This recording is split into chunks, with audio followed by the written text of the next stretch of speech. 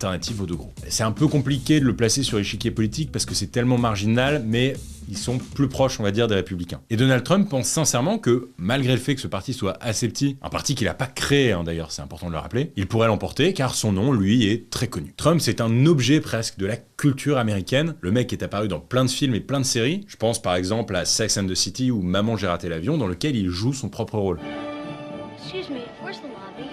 Down the hall and to the left. Thanks. Pour vous donner à quel point son image et son nom est mainstream. Et évidemment, un jour, on lui demande le nom d'une colistière. Ça fonctionne en général par binôme aux États-Unis. Obama, Biden, Trump, Pence. Et à l'époque, il pense à l'ultra populaire Oprah Winfrey, oui, la même qu'il avait interviewée 11 ans auparavant. You have a vice presidential candidate in mind? Well, I really haven't gotten quite there yet. It's I guess it's just you Oprah. I love Oprah. Oprah would always be my first choice. Oprah. Oprah, your competitor, right? Your No, competitor. Oprah's competitor. You know what? No one. I'll tell you, she's really a great woman, though. She is a terrific woman. She's somebody that's very special.